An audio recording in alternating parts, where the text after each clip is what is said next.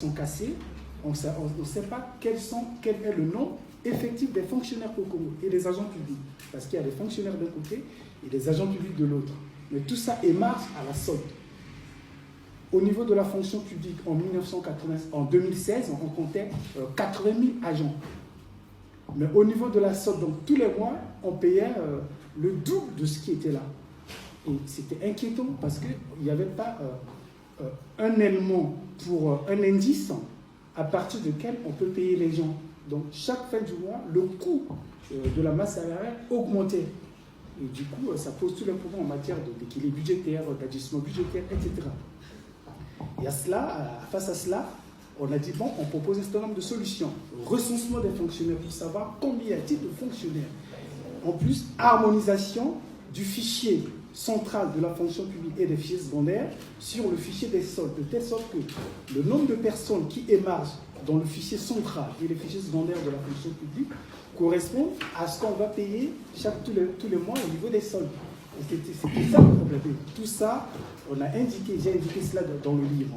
Et les effets positifs qu'on attend 2 ans après cette réforme, c'est quoi?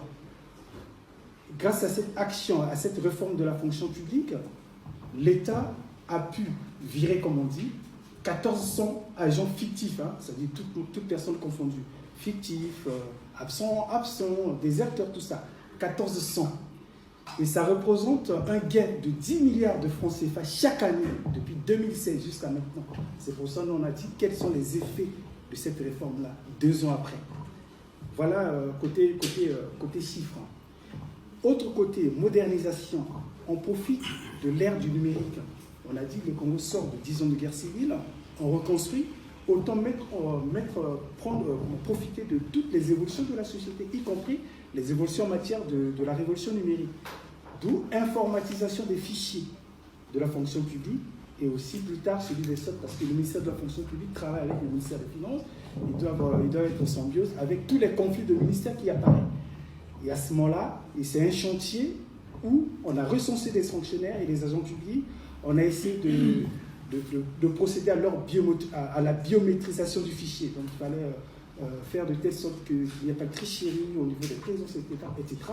Et le Premier ministre lui-même a dit que tout le monde doit être mis à contribution en matière de responsabilité personnelle.